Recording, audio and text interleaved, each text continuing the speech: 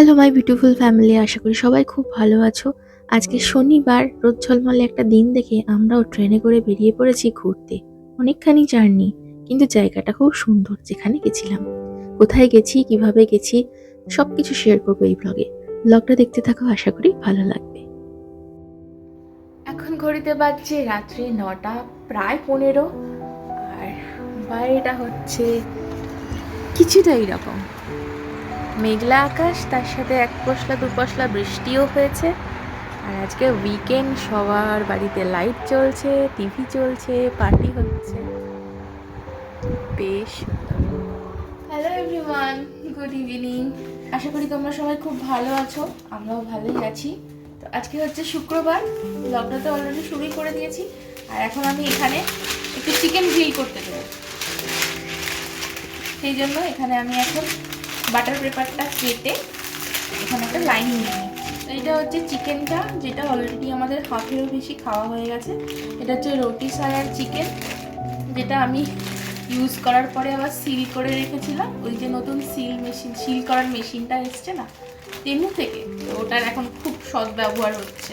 তো এগুলো অ্যাকচুয়ালি ফ্রোজেনই আসে, তো ডিপ ফ্রিজে ছিল, জাস্ট ফ্রিজ থেকে বার করে গ্রিল করে নিলেই হয়ে যাবে। আর এখানে করছি পেরি পেরি চিকেন। তো এটা চিকেন উইংস, সবই চিকেন উইংস। তো কেন করছি, কারণ কালকে আমরা লাঞ্চেও বেশ খানিকটা চিকেনের পিস নিয়ে যাব। আর অলরেডি ওদিকে ফ্রাইড রাইস বানিয়ে দিয়েছি।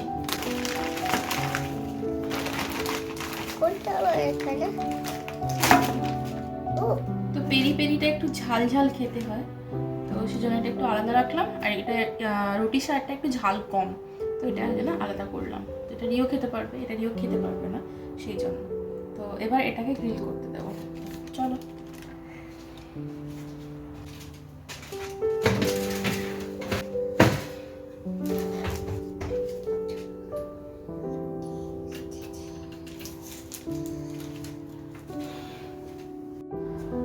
তো কালকের জন্য আমার এখানে ফ্রাইড রাইস বানানোই হয়ে গেছে কমপ্লিট পুরো।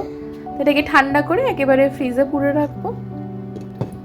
আর আজকে রাতের জন্য বানিয়েছি পাস্তা, তার সাথে 2টো করে চিকেন উইংস। তো এখানে একটা দিক আমার হয়ে গেছে, এখন time for changing the side.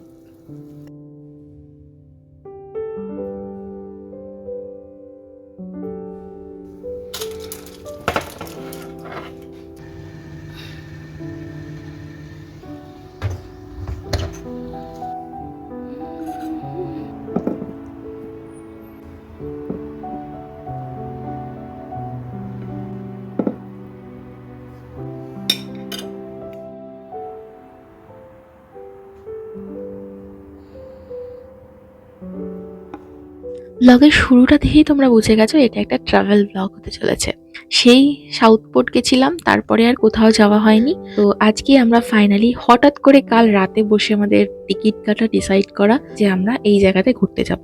Manojit অনেকদিন আগে একবার বলেছিল, বাট তারপর ওর শরীর খারাপ করেছিল, দাঁতের প্রবলেম ছিল, সবকিছুর জন্যই ক্যান্সেল হয়ে গেছিল। ফাইনালি আমরা সাডেন প্ল্যানে আজকে সকাল সকাল বেরিয়ে পড়েছি। প্ল্যান সাডেন না হলে আমাদের কখনো সেটা সাকসেসফুল হয় না। Hello everyone, good morning. কালকে রাতের পরে আবার আজকে সকাল থেকে ব্লগটা কন্টিনিউ করছি। এখন আমরা যাচ্ছি বাস স্টপেজে। আমরা বাস ধরে পিকাডেলি গার্ডেন যাব, ওখান থেকে আমাদের ট্রেন আছে। আমাদের ট্রেন ওই 10:30 নাগাদ আছে।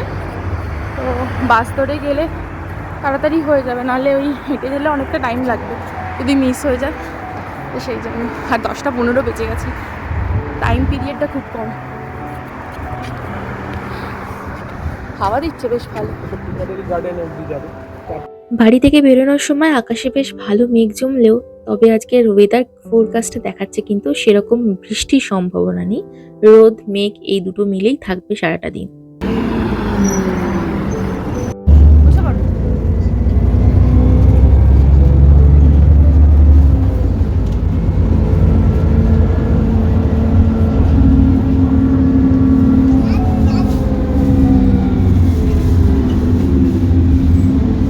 বাসে উঠে বেশ খানিকটা যাওয়ার পরে এই যে এই জায়গায় এসে আমরা পড়েছি মহা সমস্যায়। একে তো হাতে টাইম হচ্ছে ভীষণই কম, মোটামুটি আমরা হাতে 25 মিনিট মতো নিয়ে বেরিয়েছি, যেটা আমাদের একদমই উচিত হয়নি। তার মধ্যে রাস্তায় এত জ্যাম হয়েছে আমরা বুঝতেই পারছিলাম না যে নেমে যাব না বাসেই থাকবো। ফাইনালি দেখছি বাস একটা ফোঁটাও নড়ছে না বলে আমরা বাস থেকে নেমে গিয়ে হাঁটা লাগাতে শুরু করলাম। নেমে দেখছি যে মানে বিশাল লম্বা লাইন, কোথায় শুরু আমরা কেউ জানি না। তো যেটা বুঝলাম পরে এসে যে কিছু একটা জিনিস নিয়ে এখানে পিকাডেলি গার্ডেনেই আর কি ওই পার্কটাতে প্রোটেস্ট চলছে, তার জন্যই এত পুলিশ, তার জন্যই এত ট্রাফিক হয়েছে এত সকালবেলাতেই।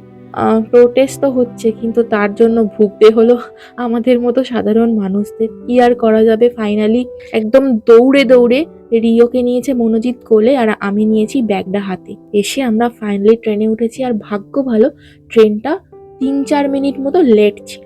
বলে না, ভাগ্য তোমার যখন খারাপ হবে তখন সব দিক থেকেই যাবে। একে তো লেট করেছি আসতে, তার উপর 2টো বগির ট্রেন দিয়েছে, ভিড়ে ঠাসা। ভাগ্য খুব ভালো ছিল, তাই 3জনই একটা জায়গাতেই সিট পেয়ে গেছিলাম।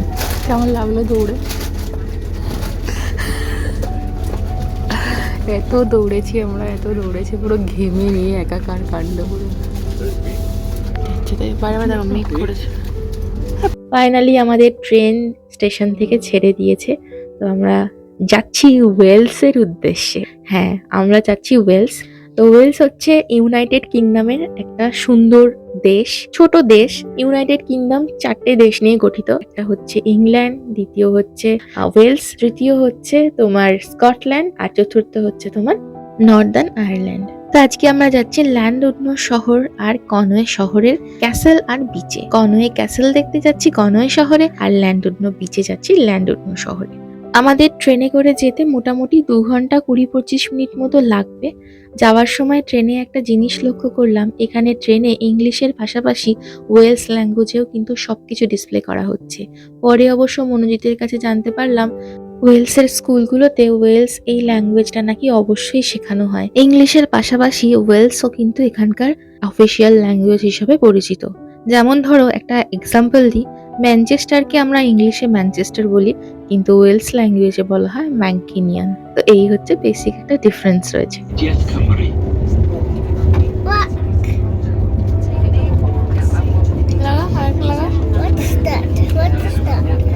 That is also present. That is the sticker. Yes, all are sticker. That is the sticker. We are now approaching Frontier. If you are leaving us here, please make sure you have all your luggage and belongings with you. Thank you for travelling with Transport for Wales. যেহেতু আমাদের 2.5 ঘন্টার travel, তাই রিওকে engage রাখার জন্য আমরা এরকম drawing book, তার সাথে স্টিকার সবকিছু নিয়ে এসেছিলাম, যাতে করে ও একটু এনগেজ থাকে এইসব নিয়ে। এদিকে সময়ের সাথে সাথে ট্রেন যত এগিয়ে চলেছে, ভিড়ও তত বেড়ে চলেছে। মানে লোক পুরো লাইন দিয়ে দাঁড়িয়ে রয়েছে, ইভেন দরজার সামনে বসেও পড়েছে। তার সাথে লোকজন যেহেতু এইখানে মোটামুটি 6-7 দিনের একটা ট্রিপে যায়, তাই সবার কাছেই রয়েছে বড় বড় লাগেজ। ওয়েলসে কেউই আমাদের মতো ডে ট্রিপে গিয়ে ওই দিনই ফিরে আসে না, তো সেই জন্য সবার কাছে বড় বড় লাগেজ ছিল, যেগুলোর জন্য ট্রেনে আরো অনেকটা করে জায়গা যাচ্ছিল। আর কি আর করা যাবে, ঘুরতে গেলে তো লাগেজ নিয়ে যেতেই হবে। আমরাই একমাত্র যারা কিনা বোধহয় ডে ট্রিপে গেছিলাম আর ওই দিনই ফিরে এসেছিলাম। বাট ঘোরাটা কিন্তু বেশ ভালোই হয়েছিল আমাদের। Wow, doggy. Yes.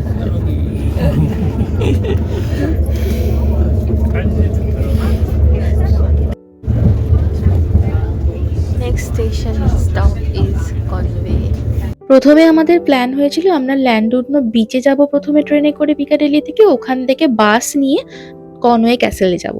কিন্তু প্ল্যানটা রাস্তার মধ্যিখানে মনোজিৎ ম্যাপ দেখে একটু চেঞ্জ করেছে। আগে যাব কনওয়ে ক্যাসেল, তারপরে যাব ল্যান্ডউডনো বিচ। তাই জন্য ট্রেনে বসেই আর একটা ট্রেনের টিকিট কেটে নিয়েছিল, যেটার প্রাইস পড়েছিল 1 টাকা 80 দুজনের। আর আগের এই লং জার্নিটার টিকিটের দাম পড়েছিল 55। যেহেতু আমাদের 1 বছরের জন্য রেল কার্ড কাটা আছে, ইউকেতে যে কোনো জায়গায় ট্রাভেল করার জন্য তোমার যা টিকিটের দাম হবে দুজন মিলে ট্রাভেল করলে তার উপরে 1/3% কিন্তু ডিসকাউন্ট পাওয়া যায়, তো অনেকটাই কম হয় সেই জন্যই। ফাইনালি 2.5 ঘন্টা জার্নি করার পরে আমরা কনওয়ে স্টেশনটাতে এসে পৌঁছেছি। একদম ছোট্ট স্টেশন, জাস্ট একটাই প্ল্যাটফর্ম আছে, 2টো লাইন অবশ্য। তো এখন নেমে আমরা যাব উপরে। উপরে উঠে এর এক্সিটটা রয়েছে।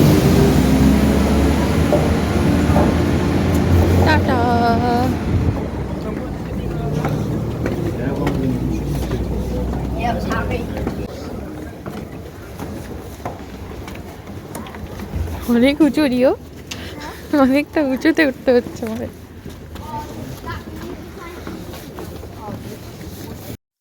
কনওয়ে হলো ব্রিটেনের একটা সংরক্ষিত শহর। এই শহরের বিশেষত্বই হচ্ছে যে এই শহরটা এই যে সুসংরক্ষিত রয়েছে সেটার কারণ হচ্ছে একটা বিশাল বড় প্রাচীর। এই প্রাচীন একটা প্রাচীর দিয়ে শহরটা ঘেরা। আর এটা ইউরোপের একটা মানে অক্ষত শহর, যেটা কিনা সরু সরু রাস্তা, সংকীর্ণ ঐতিহাসিক বাড়ি এসবেই ভরে আছে। বলতে বলতে বেশ হাওয়াও দিতে শুরু করেছে, কিন্তু তবে রোদ আছে ভালো। এই শহরটা নর্থ ওয়েলসে অবস্থিত, আর নর্থ ওয়েলসের একটা জনপ্রিয় ট্যুরিস্ট স্পটও এটা, যার মেইন অ্যাট্রাকশন হচ্ছে কনওয়ে ক্যাসেল। তার সাথে এই শহরের দেওয়ালগুলো আর সুন্দর করে বানানো পাহাড়ের কাঠামোর বাড়িগুলো। আমরা কনওয়ে ক্যাসেলেই যাচ্ছিলাম, কিন্তু কনওয়ে ক্যাসেলের ঠিক অপোজিট সাইডে হঠাৎ করেই চোখ গেল এই সুন্দর বিল্ডিংটার দিকে। ভালো করে গিয়ে দেখলাম এটা একটা চার্চ, যার নাম হচ্ছে সেন্ট মেরিজ চার্চ। তো এটা অ্যাকচুয়ালি মঙ্কদের তৈরি করা একটা চার্চ। তো এই সেন্ট মেরিজ চার্চ অ্যাকচুয়ালি ছিল একটা অ্যাবারকনওয়ে অ্যাবে। অ্যাবে হচ্ছে একটা মনেস্ট্রি, যেখানে মঙ্ক নান এনারা থাকতেন, পড়াশোনা করতেন, প্রেয়ার করতেন, কাজ করতেন এবং নিজেদের জীবন অতিবাহিত করতেন। তো এটা পরবর্তী ক্ষেত্রে নাম হয় সেন্ট মেরিজ চার্চ। এটা তৈরি হওয়া শুরু হয় 1172 খ্রিস্টাব্দে আর শেষ হয় 1186 খ্রিস্টাব্দে। তারপর থেকে এখানেই মঙ্করা থাকতেন, তাদের প্রেয়ার, ওয়ার্ক, স্টাডি সবকিছুই খুব ভালোভাবে এনজয় করতেন। তবে 1245 খ্রিস্টাব্দে হেনরি III এর আর্মিরা হঠাৎ করেই এই অ্যাবেতে আক্রমণ করে এবং লুটপাট চালায়। তারপর 1277 সালে অ্যাবারকনওয়ের একটা চুক্তি স্বাক্ষর হয়, আর এই চুক্তি স্বাক্ষরের মাধ্যমেই কিন্তু প্রিন্স অফ ওয়েলসের ক্ষমতার অবসান ঘটে। আর এডওয়ার্ড I আর প্রিন্স অফ ওয়েলসের মধ্যে যে যুদ্ধটা শুরু হয়েছিল সেটারও সমাপ্তি ঘটে। 1283 খ্রিস্টাব্দে যখন এডওয়ার্ড I পুরো দখলদারি শেষ করেন ওয়েলসে, তিনি পুরো শহরটাকে প্রাচীর দিয়ে ঘিরে দেন এবং একটা নতুন ক্যাসেল তৈরি করেন। আর তখনই ওই অ্যাবারকনওয়ের মঙ্করা ওখান থেকে সরে যেতে বাধ্য হন। ওনারা চলে যান মিনান বলে একটা জায়গাতে, যেটা ওয়েলসেরই একটা গ্রাম কনওয়ে ভ্যালিতে অবস্থিত।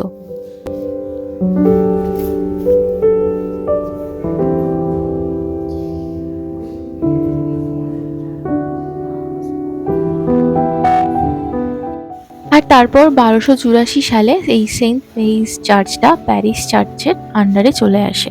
তারপর অনেক কাজকর্ম হয়েছে, বিল্ডিংয়ে অনেক কিছু চেঞ্জ হয়েছে, আর বর্তমানে সেন্ট মেরিজ চার্চ কিন্তু এরকম দেখতে আপাতত রয়েছে। তবে এই 850 বছরের পুরনো সেন্ট মেরিজ চার্চ এখনও কিন্তু কনওয়ে শহরের সমস্ত মানুষের আধ্যাত্মিক জীবনের কেন্দ্রবিন্দু বলতে পারো। আমরা চার্চ থেকে বেরিয়ে গেছি, বেরিয়ে পাশের গলি দিয়ে এখন চলে যাচ্ছি কনওয়ে ক্যাসেলের উদ্দেশ্যে। তো আমরা এই রাস্তা দিয়ে এলাম হেঁটে, আর এইটা হচ্ছে কনওয়ে ক্যাসেলের বাউন্ডারিটা দেখা যাচ্ছে। চলো আমরা যাই। সো এই কনওয়ে ক্যাসেলের ভিডিওটা আমি নেক্সট ব্লগে শেয়ার করব তোমাদের সাথে। আর এখানে না বেশ সুন্দর পার্কিং করারও জায়গা রয়েছে। তো এর সাথে সাথে আজকের এই ভিডিওটা এখানেই শেষ করলাম। নেক্সট পার্টটা নেক্সট ব্লগে শেয়ার করব। ভিডিওটা যদি একটুও ভালো লাগে অবশ্যই তাহলে লাইক করতে ভুলো না, আর কমেন্ট করে জানিও কেমন লাগলো।